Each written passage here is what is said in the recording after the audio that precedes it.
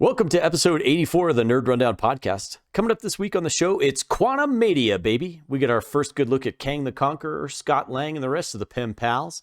Our little slice of the internet takes a detour into some Nicolas Cage news.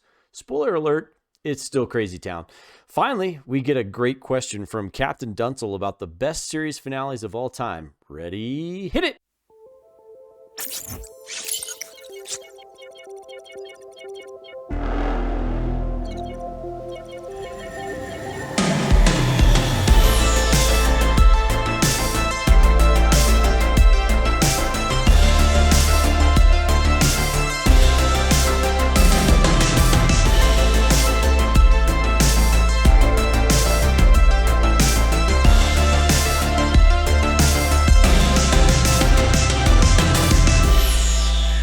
Hey nerds, welcome to season 3 of the Nerd Rundown podcast, where we cover the latest in the nerd world of movies, TV, and more. I'm Darren Stemple, and with me today is my co-pilot, Eric Hare.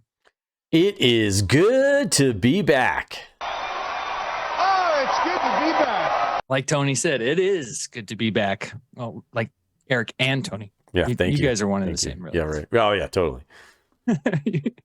You can find us on all of our social media, all at the Nerd Rundown while you're there. If you're liking what you're seeing and hearing, please hit the like and subscribe buttons. Leave a comment, NRDbox question. If YouTube's not your thing, you can find us on all of our major podcast services, and we have a little bit of an announcement about that, but stay tuned for that. Because right now, let's hear a word about our sponsor, Combat the Chaos. Hey nerds, do you support your veterans and first responders? Well, here at the Nerd Rundown, we support our heroes, and not just the heroes that you see behind me that are drawn to wear a cape or throw a shield, but the real heroes who would lay their lives down so that we can talk about whatever kind of nerd we are. At the Nerd Rundown, our new sponsor, Combat the Chaos, is a veteran-owned clothing company. They donate portions of all their profits to veteran and first responder supporting organizations that are focused on mental health and suicide prevention. Veterans are at a 57% higher risk of suicide instead of those who have not served. This shirt is one of the items you can purchase if you follow our link to find them on Instagram at combat.the.chaos, or at their website, combatthechaos.com. And use the code NRD for 15% off. Now, back to the Nerd Rundown. Okay, and thank you, Combat the Chaos, for being our sponsor, and for all the listeners out there. They want to send a thank you, as they've seen a lot of orders come through using our discount code NRD. Yeah. NRD. Let me say that NRD. NRD. Mm-hmm. They weren't expecting this partnership to be as successful as it was. I don't know if that's a shot at us or not, but I'll take it as a compliment. Right.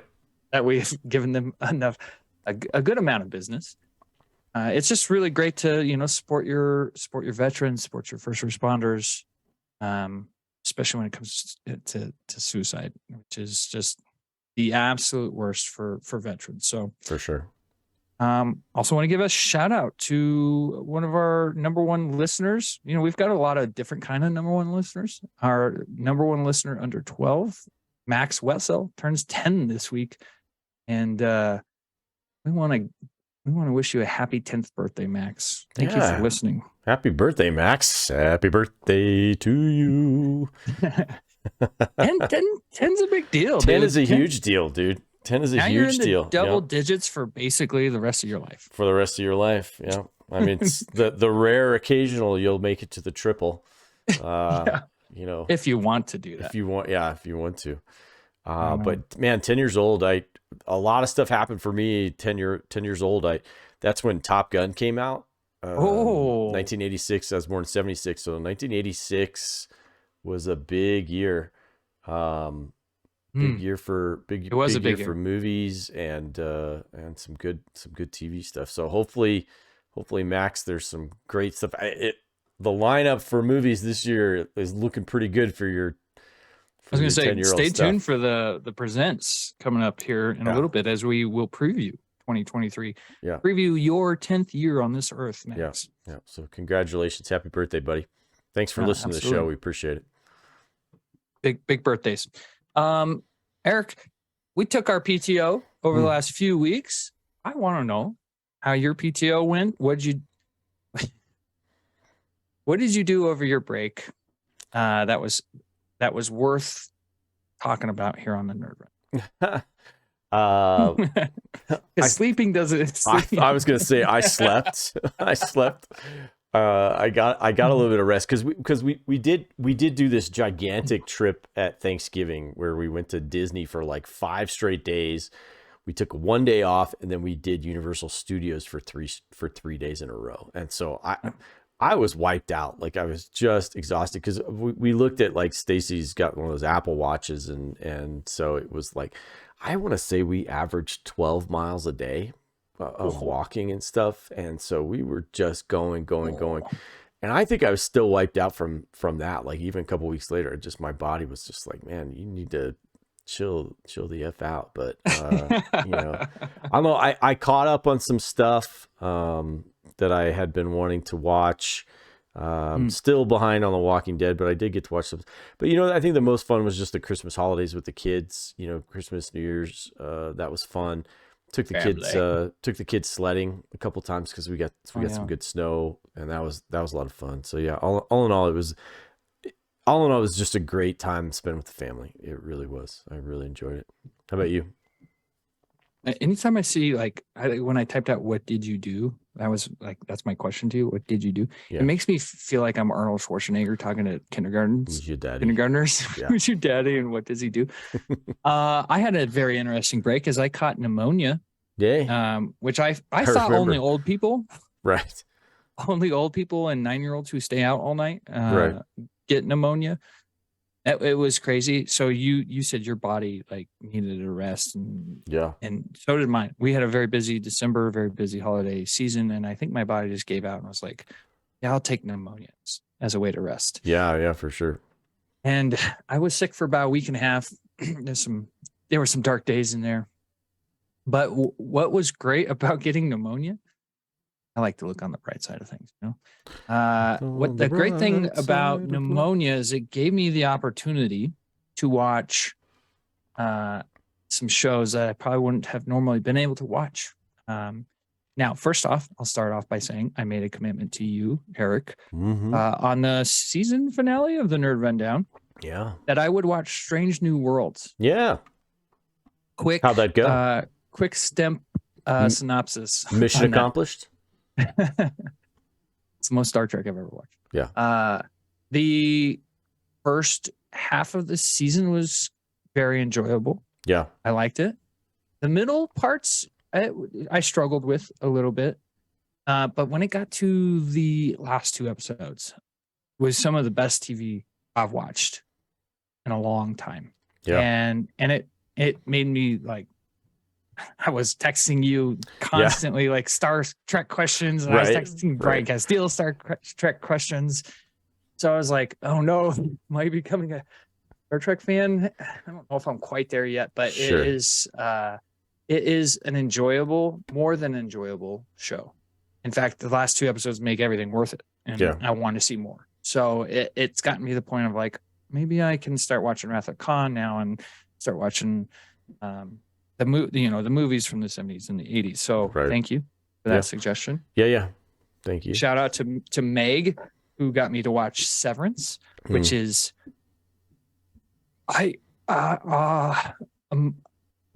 almost a life-altering show. Oh, really? Like, okay. It is. It's a slow burn until the last 3 episodes, and then it's a 40-minute episode, 40 to 45-minute episodes, 3 45-minute episode heart attacks. Yeah. It is. I've never experienced something like that, watching a TV show for 3 straight episodes where you're just on, you're like, I can't even get the words out about it. And Meg's kind of been in a similar boat for a long time where she's like, I can't even like explain how I feel after watching that. It's just it's enjoyable. It's like a kind of like I feel like a masochist a little bit, where I'm like, I kind of like that pain where I'm like on the edge of my seat. So that was a good part of pneumonia. Bullet Train, which you also watched. Bullet Train was terrific. Yep. that's a movie I'm going to be recommending for a very long time. For sure. Great flick.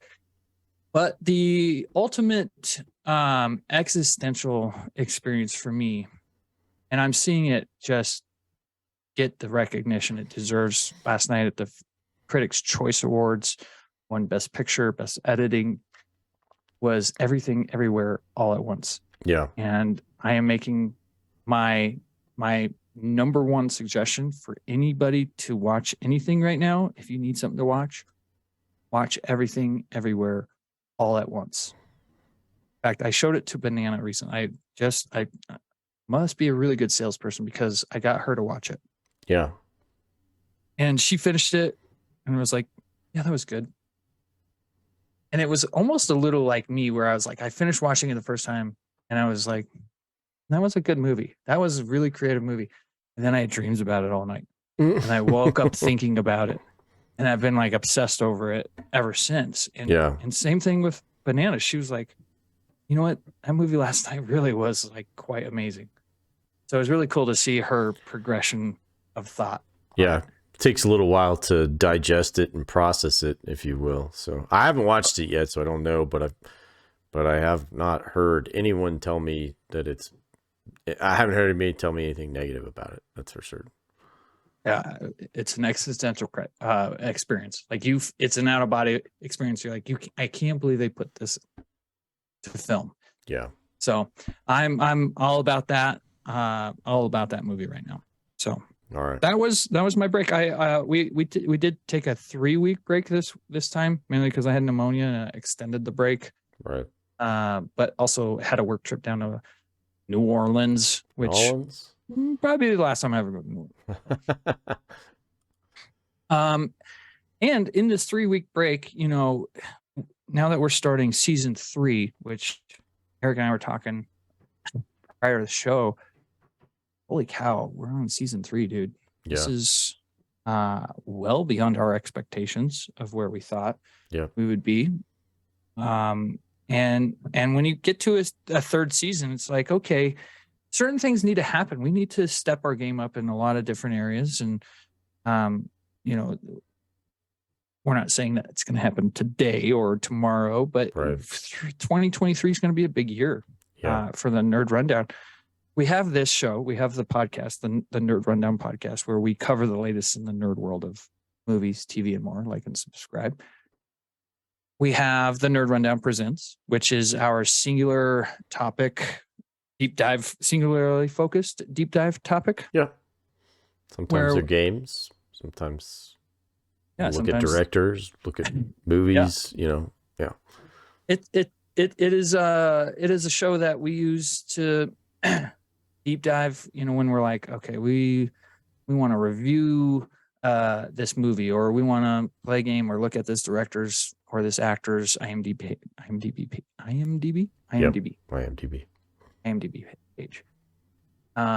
And it really is the show that ties into the central premise of our theme here at the Nerd Rundown of everybody's a nerd in their own way. Right. We all nerd out about, something different. Yep.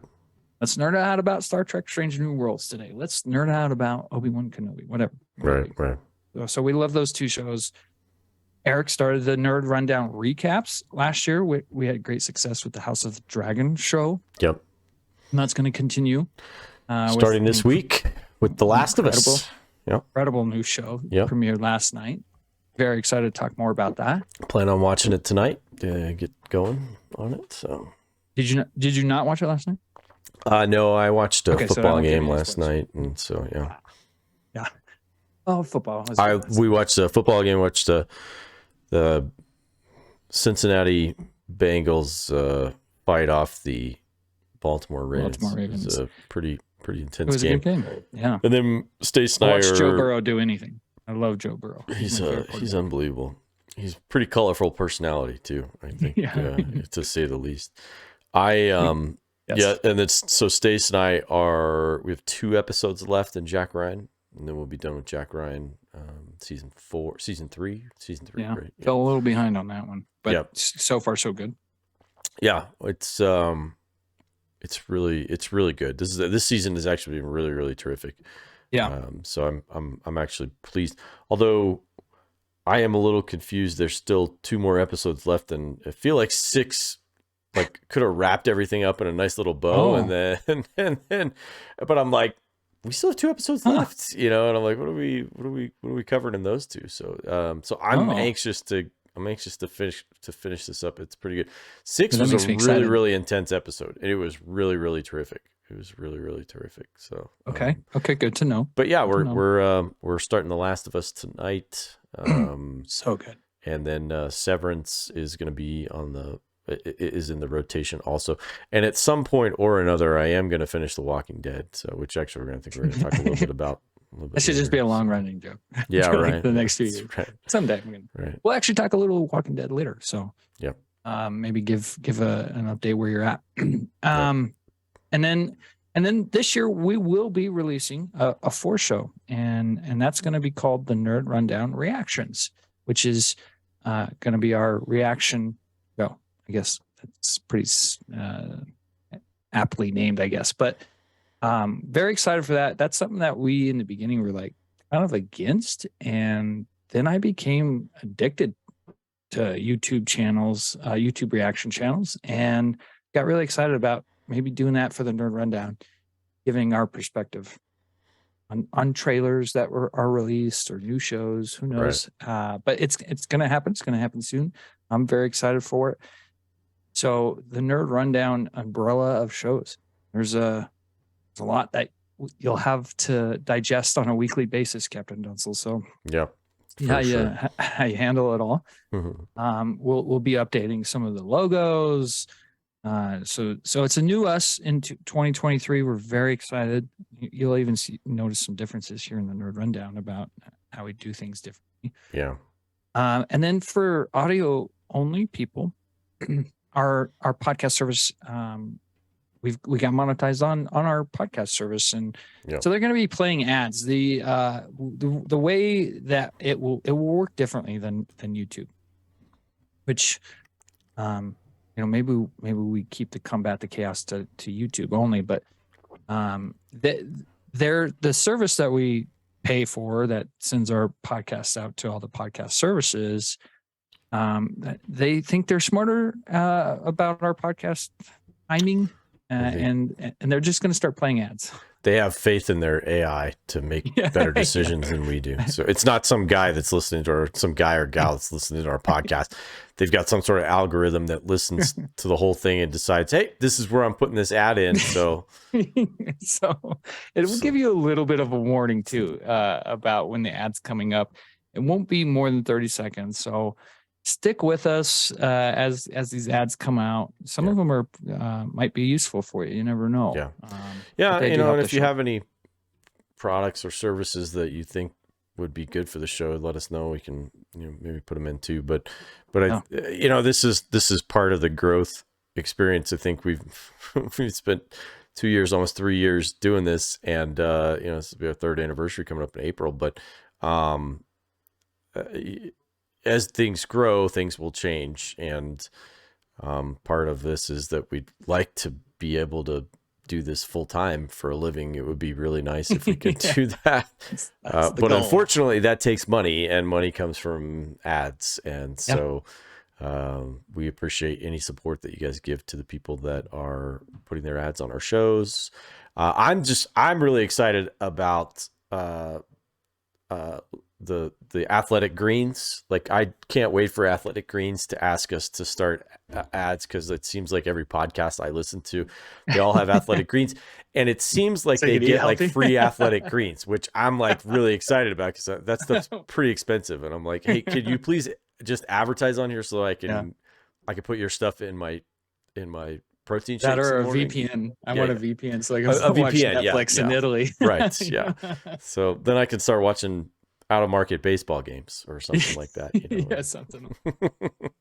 Well, so that's the update. One of the most requested things people ask us about is merch, and we are trying to work out the merch process. There's a whole thing about getting money from people that makes this kind of a little bit difficult to do the way we're doing it, and so coming. It's coming. We're trying to figure it out, and we're close. And in the meantime, I think Meg can make like a shirt or two off for her new WordPress. She did great. I need to, Yeah. Next time we're on the show, I'll bring the bottles on and show you guys the water bottles she made, and for the kids. I did drink out of nice, one so. on the season finale. So if you want to go back to the season finale and look at that and see what they are, you can get different colors. But Meg it's gets cool busy to see our with logo. the cricket. She's got. Is that what it's called? I think it's cricket. I think it's what she's got that makes all those logos and stuff. So. Awesome. Well, thank you, Meg, for that. As always. Should we talk about some of the news in the nerd world of movies, TV, and more? Let's get to it. We had 3-week break. Part of the reason why we choose to do a break during this time is there's not a lot of news that comes out around this time. Right. So there's some good news. There's some weird news in here. But let's get into it with the Ant-Man and the Wasp Quantumania official trailer. Was released a couple weeks ago, or it was during the national championship the game. Football national championship. So the last national Monday. Championship game, as I use air quotes for that. Right. That was a game for about that was not really 5 a game, minutes. Yeah. Turns out the national championship game was actually on New Year's Eve. So it was Georgia and TCU, I think, sorry, Georgia and Ohio State, wasn't it? I think those two. And that was. Or was TCU beat Ohio State? I think TCU played Michigan, I thought, or maybe it was the other way around. I can't remember. It was TCU and Michigan. That was also a good game. That was really, both those games were terrific. They both were terrific, which is why I think I was so disappointed when TCU just laid an egg against. But I remember. Sorry to get off topic here. We're talking about Quantumania, but I just was watching the Georgia guys.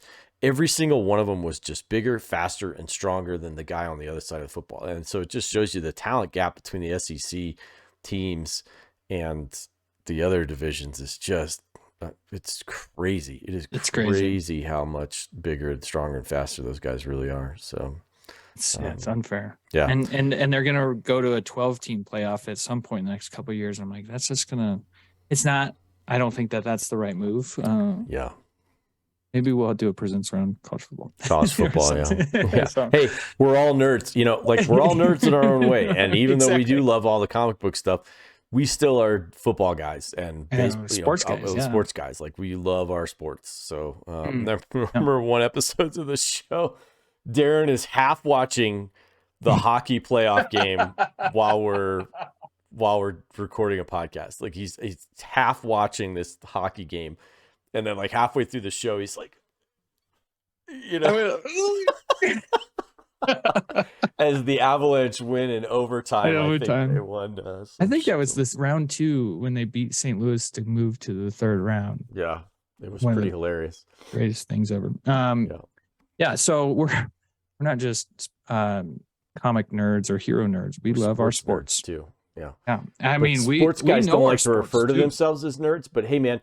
If you can recall the batting average of the shortstop for the St. Louis Cardinals in 1988, you're a nerd. Okay, I hate to break it to you, but you are a nerd. So, which I'm pretty sure was Ozzie Smith. I was watching that football game last night, and I rattled off some stats, and a friend was like, "You big football guy, Darren?" Yeah. You know this about me? Yeah, right. I may know more about football than I do about heroes. Yeah. Anyway, okay, so Ant-Man and the Wasp. So we did get, we did kind of talk about Ant-Man and the Wasp. But, I did see an article earlier about Kevin Feige talking about the game plan for the big villain, because we got a really good look at the big bad, the big bad that's coming up for all of the for all the Avengers and all that stuff, so pretty exciting that we got our first real look at what Kang is going to look like, and because we got to look at the end of Loki, we got to look at the He Who Remains, and who is a variant of Kang, which I think it's kind of funny because you look at him and you think, man, he's not really he doesn't seem like really dangerous. He doesn't seem like how would, I guess He Who Remains maybe isn't the guy who actually kills all the other variants. He just happens to be the guy that's left over after all the other variants kill each other, He actually is the guy who killed all the other variants. Is he? Okay, yeah. He weaponized Elias, the cloud monster. Okay, yeah. So they had the multiverse. So this is why I love King, because he Who Remains won the multiversal war. Yeah. And it basically is saying everything is on a time loop. So everything that's happening has already happened before, and so he knows it's going to happen. Is happening now. Happening. So you're looking at now. When is that? What do you mean? When is that? Soon. As Mel Brooks. Oh, we forgot to put Mel Brooks on. We did forget to put Mel Brooks on there, which I am actually excited about. Yep. We'll fit that in a little bit later. Yep. Final trailer train. Yep. And it's cool because he knows he's gonna that the King, the Conqueror, that's who's in Quantumania, is not going to be the final version. That's what's crazy about this is, right. I mean, maybe he is, I don't know. Maybe when Loki and Sylvie killed He Who Remains, maybe that changed the time loop or something. But they explained at the end of Loki that there was a variant of King who figured out that there was a multiverse, and then they kind of all figured out there was a multiverse, and then they all went to war with each other. And it was He Who Remains who weaponized Elias that ended the multiversal war. And then he branches any timeline that could create a King variant. Yeah. And so when He Who Remains was killed by Loki and Sylvie, it opened up the multiverse, and Kings were thrown throughout the multiverse because time is happening all at once, but at different times. Everything all the time. Everywhere all at once, whatever. Dude, watch that freaking movie. It's amazing. Well, and so Feige said, I'll kind of quote him here. Yeah. He said, Kang allowed us to do a new kind of big bad. He's a different type of villain, warring amongst themselves as much as he's warring with our heroes. So Kang's a very popular person, but when we meet him he's in a position where he needs to get that power back. He has a ship and a device that would allow him to go anywhere and any when, which I think is pretty important. All at once. He wants if he can get it online. If only he had access to a genius scientist with PIM particles. So. Oh, okay. Well, that explains a lot about where Quantumania is going. We don't need to dig into it more. We've talked about Quantumania a bunch. We've talked about how excited we are. It looks great. I know if Morgan was on here, he'd play the cynical part, and as he should, because that's the character he is now. Is he's Mr. Cynical when he was like the guy who loved everything in the beginning, which I get his cynical turn because Phase 4 was not the strongest. Not great. It was not great. It was not good. It was not good at all. It had some good parts, but it as a whole was a disappointment. Yeah. And maybe that's a presence, that we look at down the road before we get to Phase 5. I think, not just box office receipts, but I think Feige and the team knew, they're at least looking at it and going, hey, this was not good. We need to figure this out. And, which I think is the first step that's the first step in kind of fixing your errors is you need to admit that that things are wrong and try and fix them. So I'm encouraged by that. I thought that was so cool. There's a couple clips in there I do want to talk about that seems to be this one clip where there's this gigantic army of whatever faceless people getting inside these ships and taking off, and I thought to myself, man, there's literally millions of them. Like with Thanos, he had a pretty big army, but this thing is huge. And of course, nobody cares because it's all at the quantum realm. But if you were this, they're all right, yeah. But if you were able to get them from that world into our universe or in our world, who's going to stop them? Yeah, who would be able to stop them? So yeah, really cool stuff. Question. Yeah. Do you think Do you think there's a lot of speculation online, which now makes me think that it's not him, but a lot of speculation that Paul Rudd's Scott Lang will die? I wouldn't be surprised. I would not be surprised. I would not be surprised if you see, because you have to, and that's been one of the biggest problems, I think, with this overall with the phases that we've kind of gone through, is, you know, everything else was pretty much just setting everything up. So nobody can really die because you have to have all your heroes.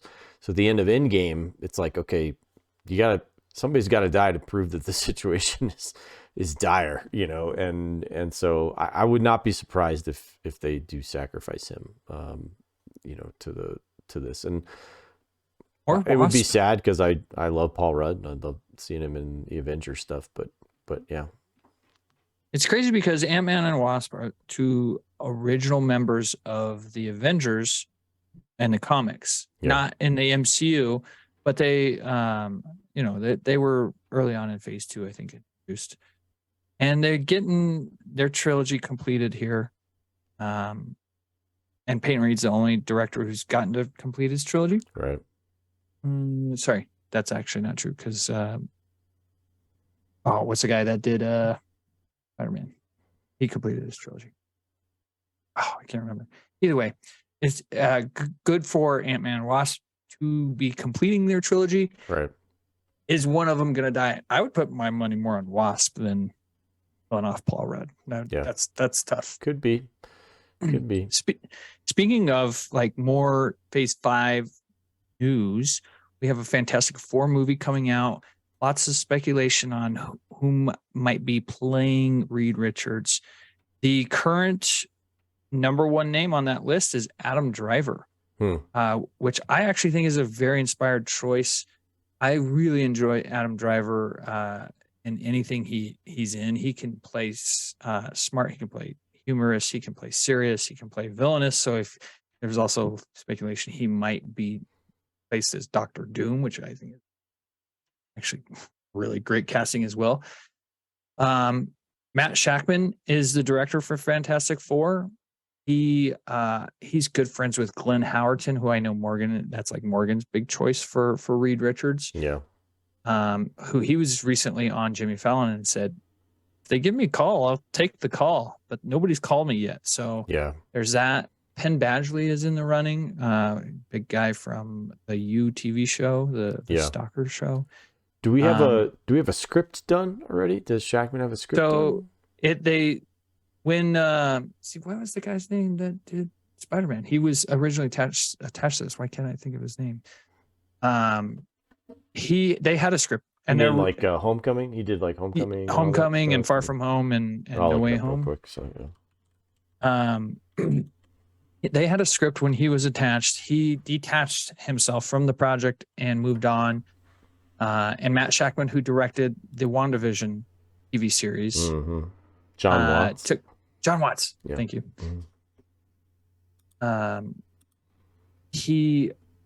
When he detached himself, Matt Shakman came in as a director, and they rewrote a bit of the story, a little bit more to fit Matt Shakman's vision. Question for you, Eric: could you see Adam Driver as Reed Richards?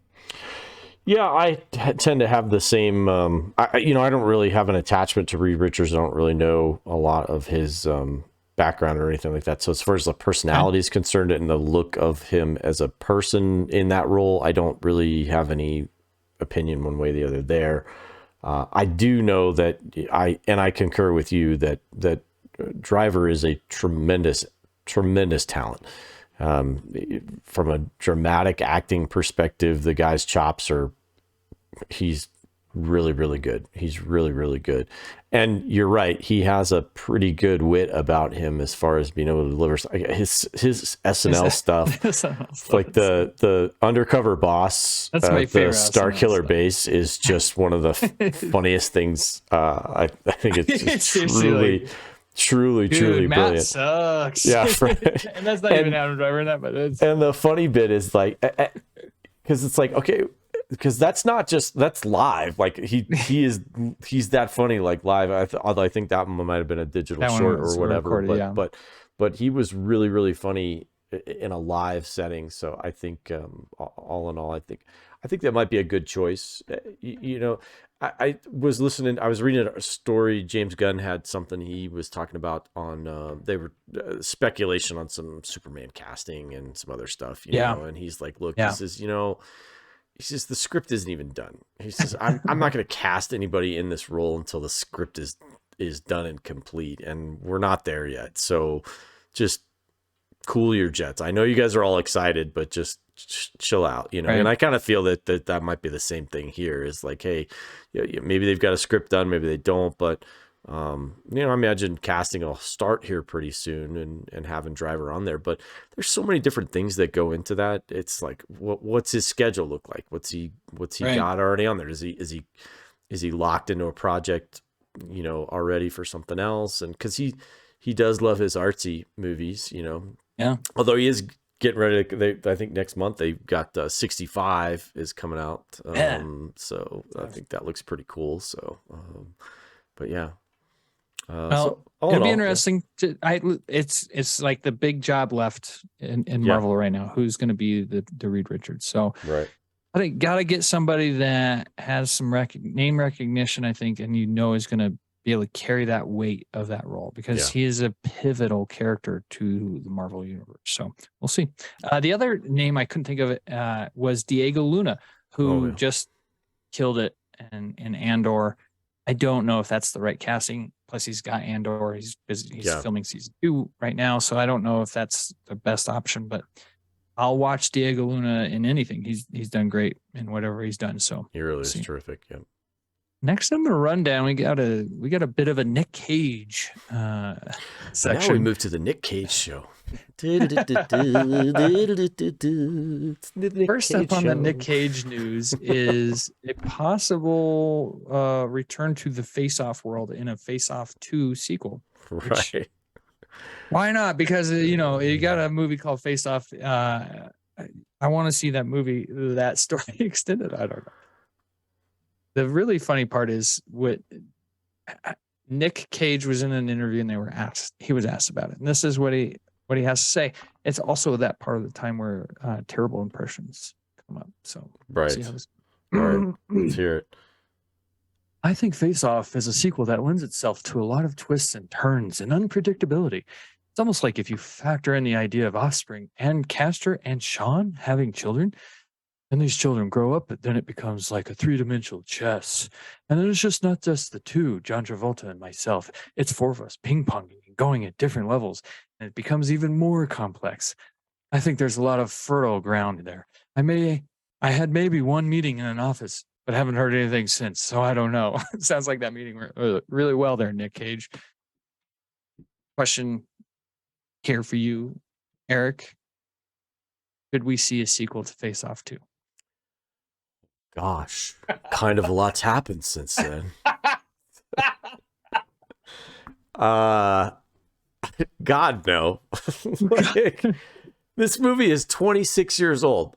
26 years old. Like, you could have had a child. Incredible. Yeah. It's over a quarter of a century old at this point, you know, which seems crazy that 1997 was 26 years ago. But yeah, really. But it's no. John Travolta's bald now. Yeah. Well, and they're both old.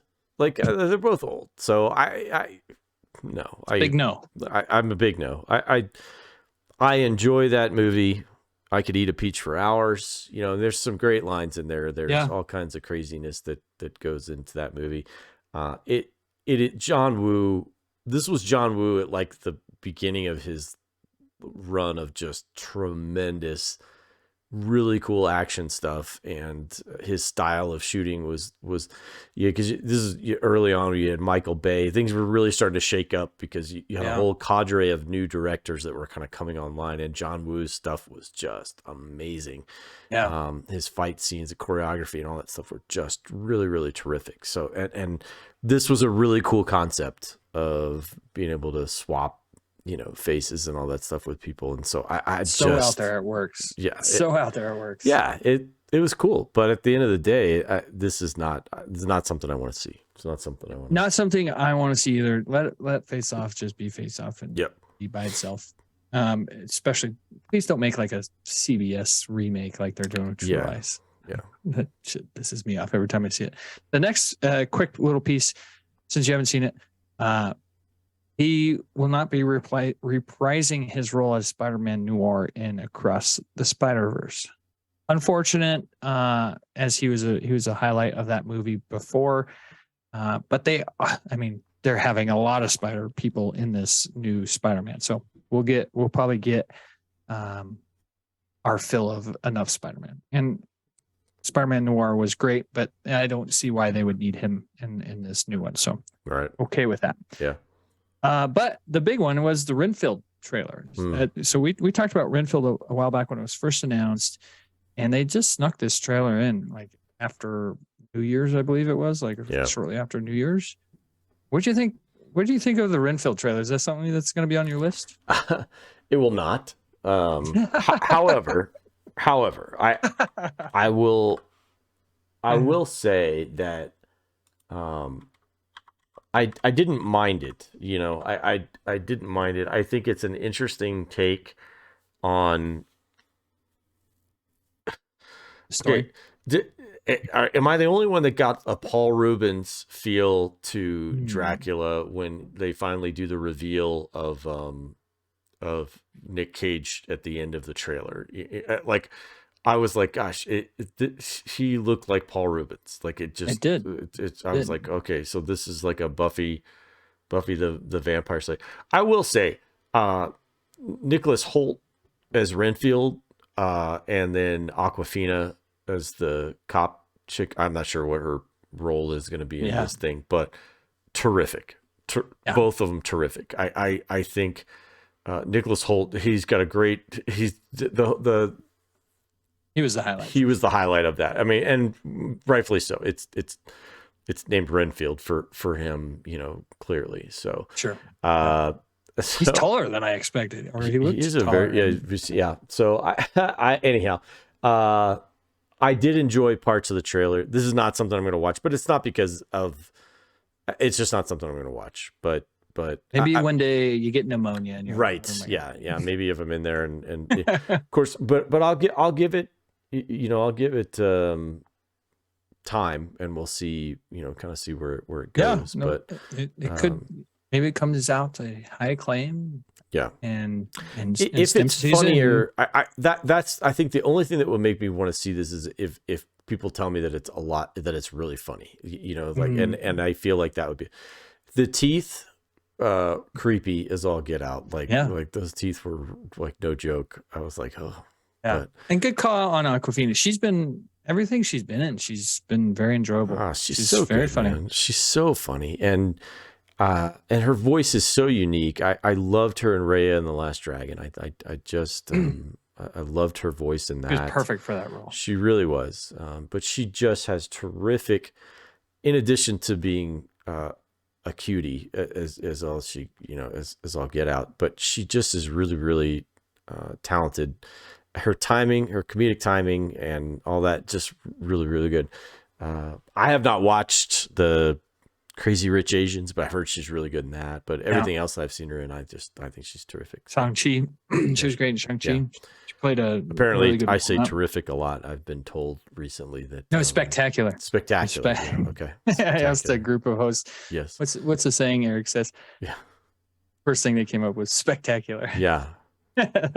Which that's a great word. No, it's fine. It's fine. Yeah. Great word. Next on the rundown, Ash. From Evil Dead. Evil Dead has come back. I'm not a big fan of this series as I'm not a big zombie guy, but Eric, you're the big zombie guy here. So what do you think of the Red Band trailer for Evil Dead Rises? Well, maybe I missed it, but I didn't even see Ash in it at all. Like it just seemed like at least the one I saw. I didn't see him in there at all. This looks I mean I think the book The Necronomicon is in there, which is what causes, I think, the possession of stuff that takes place there. I was not the thing that makes Evil Dead great and makes Army of Darkness great is Ash and his sense of humor. Is what really the comedy that exists in this. This trailer looks pure horror. And Yeah. it kind of falls out of, maybe they just haven't shown any of the funny parts or anything like that, but that's part of the, at least to me, that's always been the attraction to those particular movies is, yes, there's some horror in there, but there's always some really great comedy. And so I'm unimpressed with the trailer. I'll just say that. So if I was a horror movie fan, I'm sure I would watch that and be like, Yeah. oh my gosh, this looks amazing. But I'm not a horror movie fan. And so I thought this was a Nash movie. Yeah. So it looks like I'm wrong. Maybe he'll have like a shout out or something in it. Maybe. Yeah. I mean, it's not my thing, you know, these movies. Yeah. I don't blame And you. now that knowing that they're a horror movie, big nope for me. So, but staying in the zombie world. Sure. The zombie genre. The zombie genre is the Walking Dead spinoff, Dead City, which is going to be Negan and what's her name? Maggie and Negan spinoff show where they are in New York City. You said you're not caught up, so maybe you aren't aware how it spins off, or maybe they've already had their bit. I don't know. I read the synopsis. Yeah, I've read the synopsis on this one, and it seems like this one takes place well after the events of The Walking Dead, and it seems like they've kind of gone their separate ways, and then they're kind of forced back together to go into the island of Manhattan to go on some project or whatever for a MacGuffin of some sort. So, we'll see. But I don't know. I'm pretty burned out on The Walking Dead stuff. I really am. I just am. And it's funny because you have people who go to college. They'll go to college for like 4 or 5 years, and then they'll drop out like with 3 credit, like they need to do like 3 classes and then they'll be done. And it's just, you look at them and you're like, dude, all you got to do is get across the finish line. You got like 3 credits to go, 3 classes to go, like just get it done.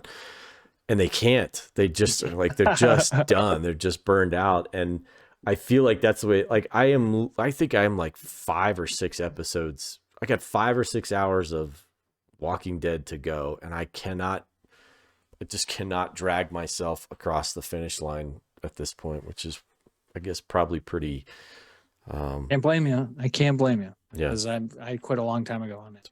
And there's some people who go to college and they don't finish and they're very, very successful. So, oh yeah, maybe. I don't mean to say it's not successful, but I'm just saying it's just as funny. So yeah, I get it. But you just get burned out. You're just done, and it's like no matter. Yeah. That's that. I got burned out in season 4 of The Walking Dead. Yeah. I couldn't go anymore. So I get that.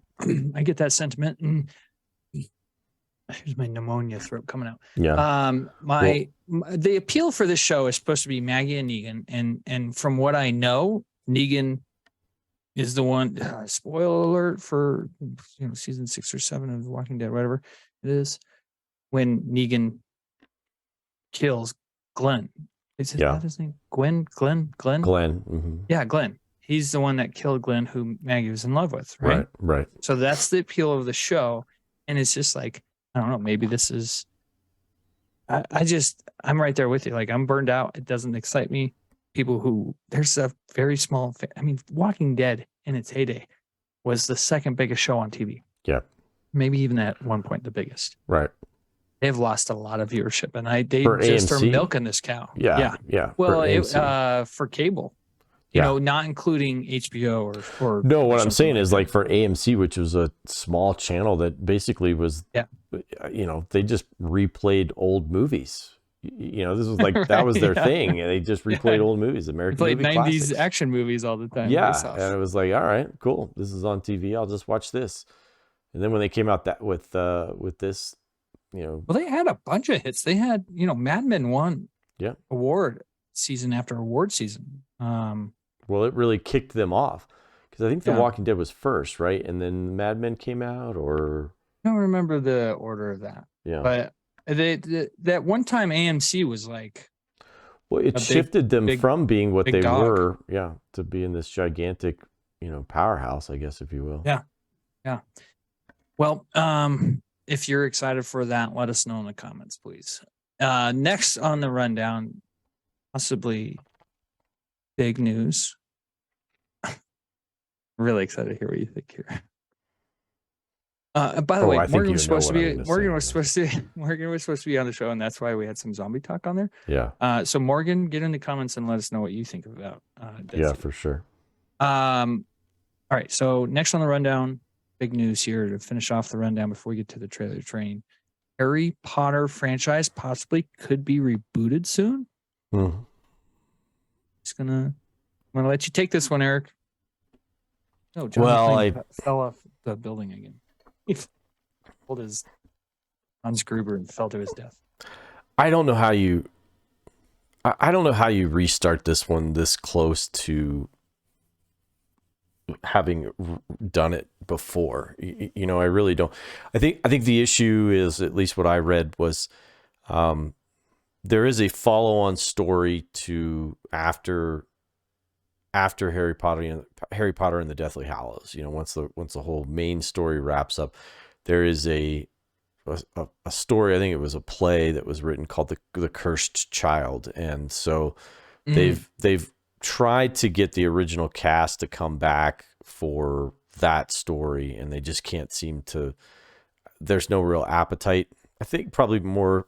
I don't know if it's Daniel Radcliffe or not, you know, who's the hang up, which I think probably is what it is. Or maybe it's Emma Watson, you know, or probably a combination of the two. They're just like, you know what, I'm done. I want to go off and do other stuff. And I'm done with the Harry Potter things. And I get that. I totally get that. So I just don't see, because I don't even think it's been 10 years. Maybe it's been 10 years since the Deathly Hallows came out, but that might have been 2013. I just think it's too close in time period to redo they had those.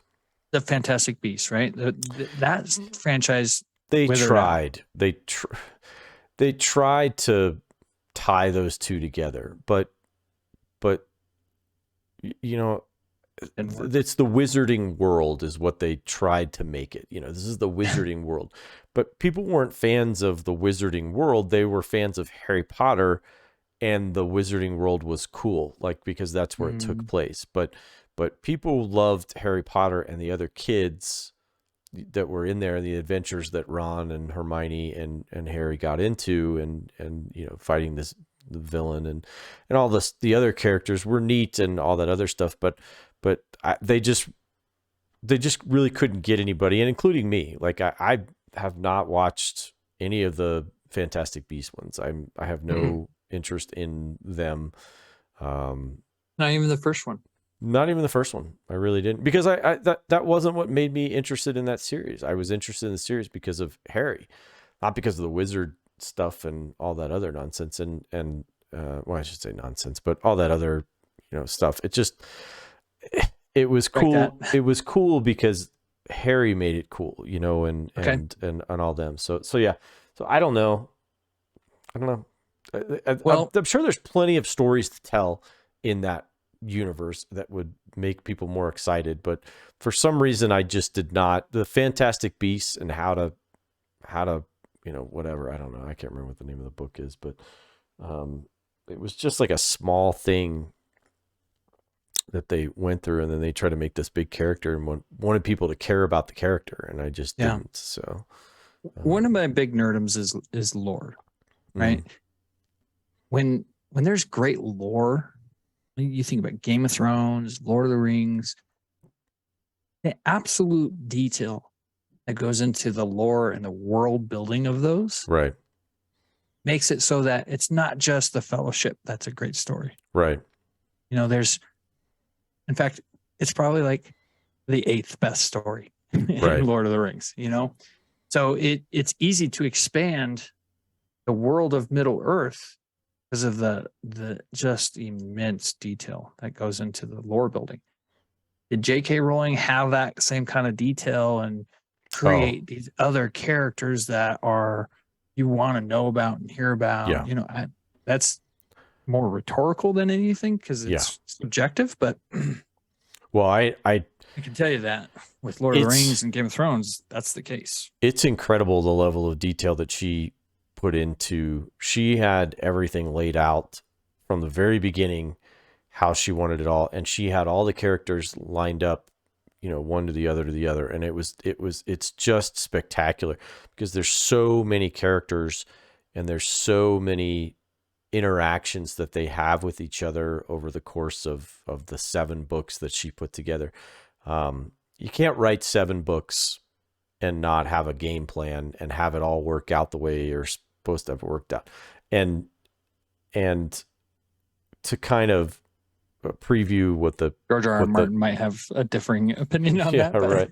Well, to kind of go with Captain Dunsel's got a NRDbox question coming up for us that, very excited for to nail the finale on that, which she did, is really hard. So from book 1 to book 7 is just spectacular. I'll just say that.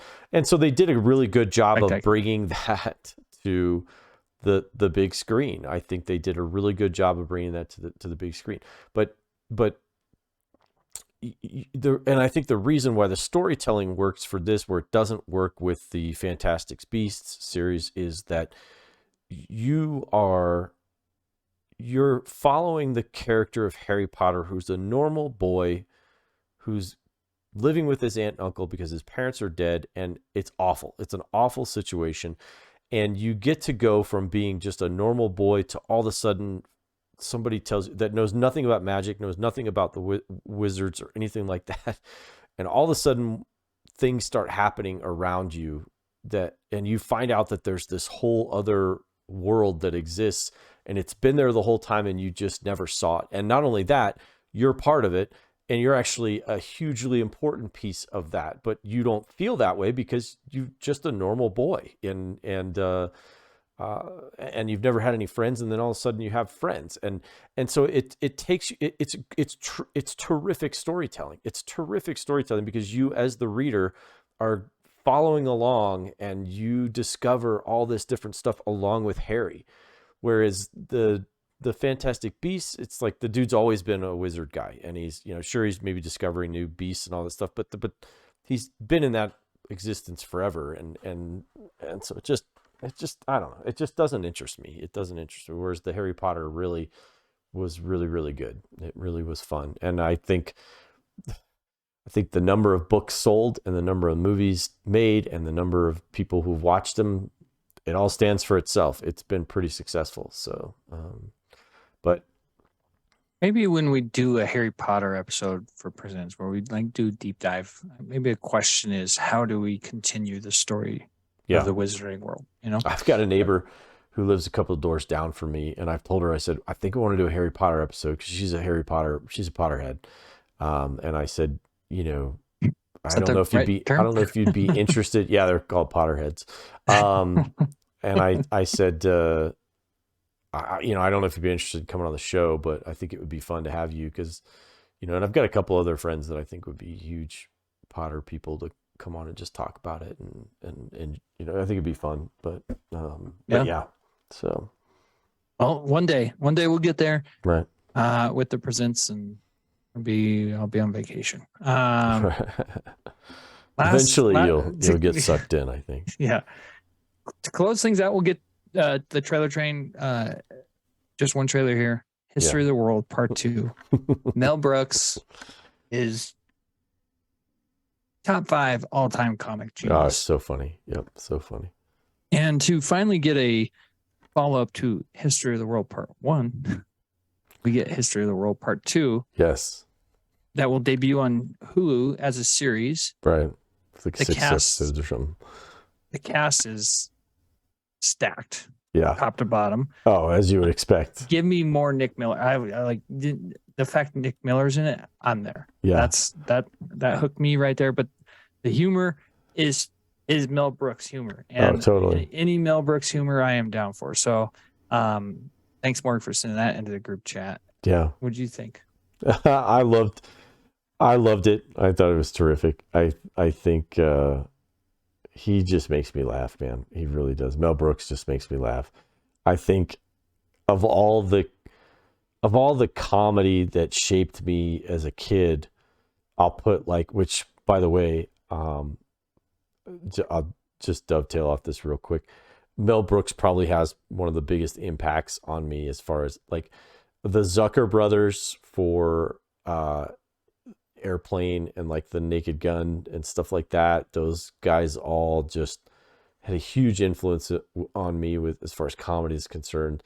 I love the Three Stooges. I've always loved the Three Stooges. So that going back to there, and then watching Mel and then Mel Brooks, I think, is probably the other one there, because he just was absolutely terrific, just absolutely terrific. And then kind of coming off of that, I would say probably Eddie Murphy, which I don't know. Did you watch the Golden Globe thing that he said? Yes. Which I just thought was the funniest. The guy is just gold. He just is absolute gold. He's raw. Yeah, he is raw. If you have not seen his there's a clip at the end of it where he gives you like the three things to have a long career. Pay your taxes. Yeah, pay your taxes. Mind your business, and keep Will Smith's wife out of your mouth. I couldn't tell that was a shot at Chris Rock or at Will Smith, but it was. I think it's a little bit of Will Smith, but probably and Chris Rock. Yeah, it just was terrific.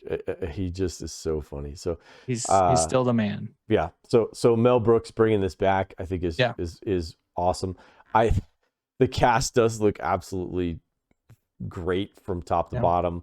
I love the what is from the trailer, because they did have a trailer at the end of History of the World. They had a trailer for Stay Tuned for History of the World Part 2. And I think the only one that I remember out of that whole deal was Hitler. Actually, I'm not sure. I do remember it too. They had Hitler on Ice, I think, is what they had, where it was a ice skating thing that they did. And then the other one was Jews in Space, I think was the other one. Oh my gosh, made me laugh so hard. They fly around in little Star of David spaceships all shaped like the Star of David. It's like the guy just, oh my gosh, so great. He's so great. And there was an episode a long time ago where I talked about smart comedy. Yeah. And when I think about how Mel Brooks parodies stuff, it's you have to you have to be a genius to do the stuff that he does. Like Spaceballs will always be a pillar of my childhood and really shaped a lot of how I see parody movies, how I see comedy, the dryness of it, the absurdness of it shapes a lot of my own humor. So I owe Mel Brooks quite a bit in my life. Yeah. And, and him be there to watch this for sure. Watching the Spaceballs stuff and all the other parodies and things like that. You can see that legacy, if you will, kind of carried on with like Mike Myers and his whole Austin Powers series that he did, where he just ripped the James Bond movies and any spy movie, to shreds. It was really great. Good stuff. The height of comedy almost with Mike Myers. I mean, when he was on the top of his game, he was untouchable. Oh, he was just brilliant. He still is brilliant. So still is. Yeah. I haven't watched the Pentaveret. I've watched one episode of the Pentaveret. I don't know if you've watched it or not. It's on Netflix. I haven't. My buddy Kent has watched it. It's just dynamite, is what he said. Really? It's really, really good. And I just think it's so funny because it was the Pentaveret is a line from one of Mike Myers' lesser known comedy, which I think is a shame because it is one of the funniest movies of, like, I just think it's one of the funniest things. It's So I Married an Axe Murderer with him and Nancy Travis. And then he plays his dad also in that. And his dad is this Scottish guy, and he's got this whole deal where he says something along the lines of, he says something about the Colonel Sanders, and he says, his dad says, I hated the Colonel with his wee beady eyes and his smug look on his face, that he says, Dad, how can you hate the Colonel? He says, Because he puts an addictive chemical in his chicken that makes you crave for it nightly. And then he goes through this whole thing about the Pentaveret, which is the Gettys, the Rothschilds. There's this Pentaveret of like people who run the world, like the Illuminati, and Colonel Sanders before he went tits up. So he thinks that. And oh my gosh, it's just the best. I love his Scottish accent. Like, oh, it's so good.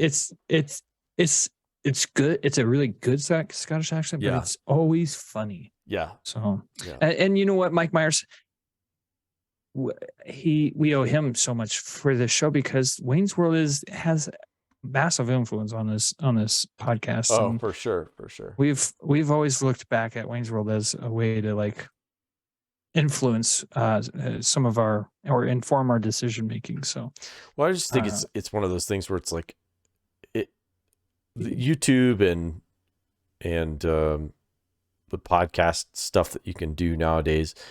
It's like the public television of the old days, and that's what Wayne's World was. It was on public TV, and it was just low budget, and they just did what they did the best they could with what they had, and Suck-o-matic. Yeah, it's like that's the ads. Turn it off, man! Turn it off! Sucking my life out.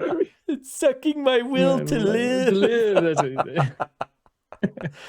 say. Garth in those movies is just Dana Carvey, gold. Another. Yeah, they talk about a golden age of SNL. With Myers and. It is a good question. What's the best age Dana of Carvey. SNL? Subjective. Yeah. Speaking. Let's speak. We've mentioned Captain Dunsel a few times today. We're going to mention one more time here in the Nerd Box because he submitted a Nerd Box question. But before we do, I want to give a personal shout out to Captain Dunsel because he's our top commenter. Yeah. He gave us a $10 tip over the new year. Yeah, thank you. We love you, Captain Dunsel. Thank you so much for being there for us and making us feel good because he always gives us really good compliments. And we appreciate it. With this Nerd Box question, I was like, oh, can't wait to talk to Eric about this. So Captain Dunsel writes in, which TV shows that had a true series finale did it the best? He throws in his answer here. He says, I'll throw in my two to start. He's got two. MASH and Quantum Leap. MASH, everyone talks about, and they did such a great job bringing it to a close. And for those of you who watched it live, it was emotional. Quantum Leap was good because it gave some answers, but left just enough to wander about and make our own conclusions over. Right. Ooh, that ties into something that is my answer. So, yeah, Eric, we might have similar answers here. I was going to say, I think for sure, probably one. Yeah. But I have two. Yeah, let's hear it. Two shows. I'll lead off with. I really enjoyed the show Psych with James Roday and Steve Franks. I think is the guy who created it, and then gosh, I can't think of Gus's name right now. The guy who played Gus, but terrible. Podcast brain. Yeah, podcast brain. Anyhow, gosh, what's his name? He's the kid from West Wing too. He was on West Wing. Anyhow, he just is. The whole show was great. Dule Hill, thank you. Yeah, I can't believe I just pulled that out of my head. Yeah, well, terrific job because I had had nothing. But yeah, the show from beginning to end was really, really great. And what's funny is that they wrapped up the show and they could have just put a bow on it and been like, fine, and it would have been great. But they've gone on to make 3 movies afterwards, and those have been really, really terrific also because they love the characters and they love making these movies. And they were on for like 7 years, I think, 7 or 8 years, and they did a great job of making it so that the character went from being one thing to at the very end he finally kind of came clean about some stuff, and it was really challenging for him. So it was kind of fairly dramatic at the end, but it was always great. It was just a great show. The comedy was so good. The 80s references, the 80s and 90s pop culture references, and then the gags that they had between the two of them were just really great. So that show, I think, was one of my favorites, and I loved the finale of that one. And I know it's probably fairly controversial, and maybe this is where we do overlap.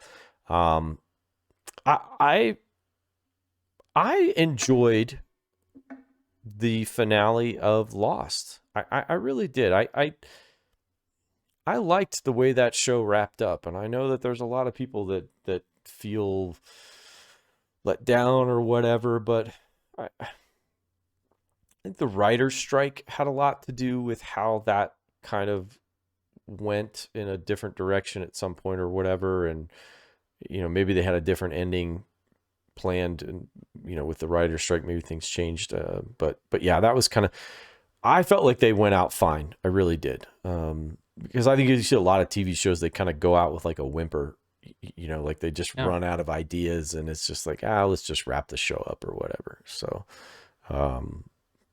but I felt like Lost did a decent enough job of wrapping the show up the way I expected. I cried like a baby, so I'll just say that, so it's a hill I'll die on. Yeah. I will defend Lost till I die. Especially the way it ended. And I get people are like, I need answers on everything, or it sucks. Right. Whatever. Use your imagination. I think Lost, and maybe we lost a little bit of time with the writer's strike, but I still think they came back strong from that with a strong season 5 that set up an incredible season 6. That when it was happening, it was like every single week I was like, my mind is just absolutely blown away by what they're doing, because I'm like, what are they doing? Like every single way, we couldn't figure it out. And it comes to the finale, and it's like, oh my gosh. Okay, so they fixed it at the end of season 5. Some people die then, some people don't. And most people are like, oh, they were dead the entire time. What show were you watching? Because Jack's father lays it out. Christian Shepherd. I mean, this show is just so good with their names. Christian Shepherd. It's like, you guys were together at the most important time of your lives. Right. And so you guys created this shared reality. The shared reality where you can come together, whether you died 20 years ago or you died yesterday. Right. As soon as you're all there, y'all can go, in my mind, to heaven. Yeah. Together. Yeah. And I think that is so freaking cool. Like, I think about if I was, one easy way to think about this for me is the Army. Like, if all of us who are in the Army and went to Iraq together, is there a shared reality? Did we create a shared reality where we're off to heaven together and we get to go spend the rest of eternity together? Sure, that sounds absurd, but maybe it's not. Well, it's really, really creative. And I think what's interesting is, there's a lot that was in there. The end of it where Hurley and Ben go off and they have adventures together. They go on to have some really great adventures together. Yeah. And even though, he says, I think at the end, Hurley says, you're Ben, you're a good number 2. And, but yet he still can't move on with the rest of them. He has to stay behind because he's not ready or whatever. And that's a fairly deep, thing to think about, like the things that he did afterwards still don't cover for the things that he did before. And especially to that group of people, and so he doesn't get to move on, with them. So He was such a good back. oh my gosh, he's He terrific. was so freaking good. He And was so creepy. if I had like an honorable mention, I will say like an honorable mention series that ended very, very well was another one with Person with of him, Interest. Person of Interest. I thought was a really great series, and it ended very, very well, featuring our Benjamin Linus in that one as well, Jim Caviezel, and Yep. It just goes to show how hard it is to do this. yeah, oh yeah, You know, well, and we're the ones who are to blame a lot of the time. Yeah. Nerds get into it and they build their own expectations, and it's just like, this is the expectation. If it doesn't meet this expectation, it's gonna suck. right, And while yes, that is very true, it's maybe not as, it's maybe a little bit more nuanced than that. But you know, you look at Game of Thrones, and it's like, it's really those last 4 episodes that killed it for me, or 4 or 5 episodes. You know, the first 2 episodes of season 8 were pretty good, and then it was just downhill from there. And it's just like, you guys, this is how hard it is. You guys screwed up Game of Thrones. yeah, And so when you go back and you look at how many shows actually did it right, the next thing for me, the second show for me was Friends. I Yeah. think Friends was wrapped up. There was no other way to end that show. Yeah. Ross and Rachel together, Monica and Chandler move on. They start a family together. Phoebe and Joey were always going to be alone. Or I'm sorry, Joey was always going to be alone. Phoebe has Paul Rudd. Paul She Rudd. has Paul Rudd. Yep. Couldn't ask for a better send off than that. And Joey, you know, they may have had that spinoff, which was not good and didn't do well. But even his story at the end of Friends was, he had a lot of growth. Yeah. He was able to be on his own at the end instead of having to mooch off of Chandler or Right. somebody else. So that is to me, and the final season was so good. You watch it now, I'm still laughing my ass off every time I watch it. And then the finale is emotional. Yeah.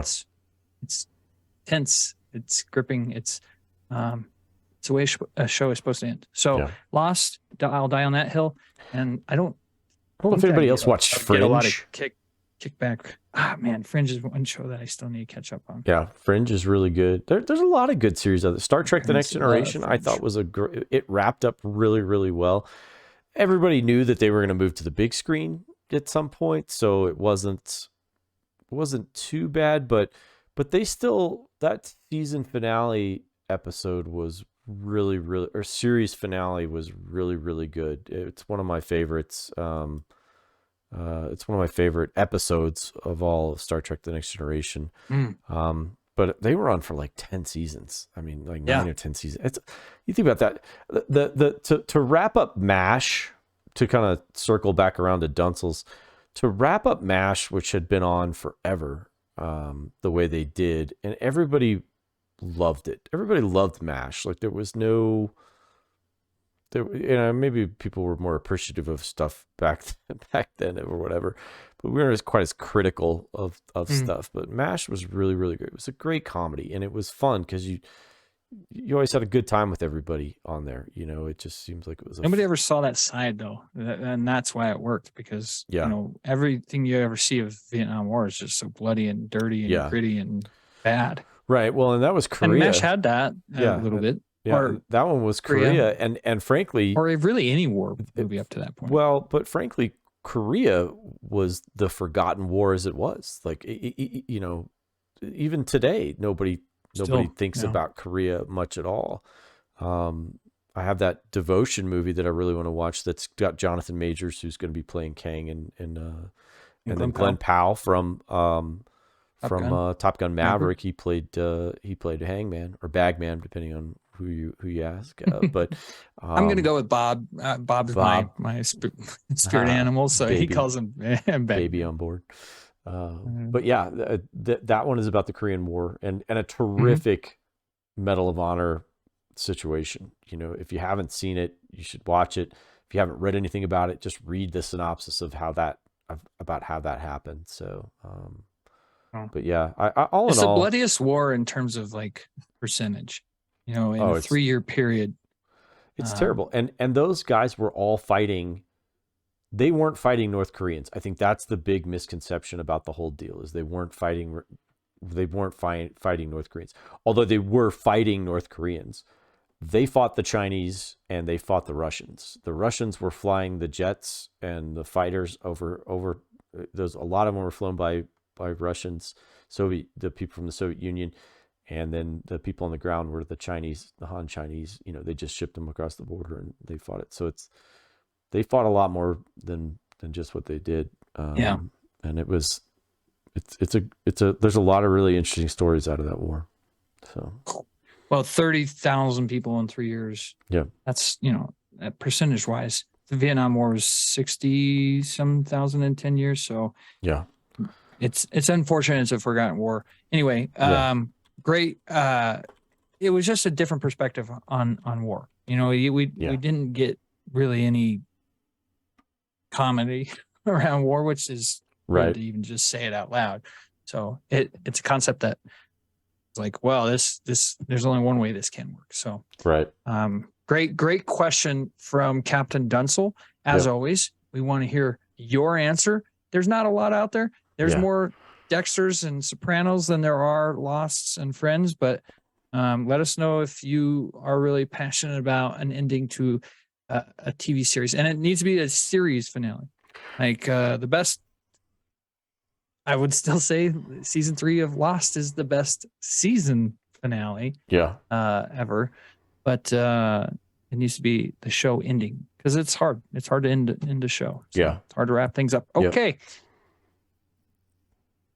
Like Eric and Tony said, it's good to be back. We're back. Good to be back. And we've got a really great Fun Presents plan where we're going to look ahead at 2023. I've got a little bit of a gamification on it, and might be having the Big Morg 3000 join us. Yeah. So looking forward to that. Looking forward to 2023. Sincere thank you to everyone who listens into the show. Stay with us. We've got some growth happening. We want you to grow with us. Yep, for sure. With that being said, we'll see you all next week on the Nerd Rundown. See ya. Bye.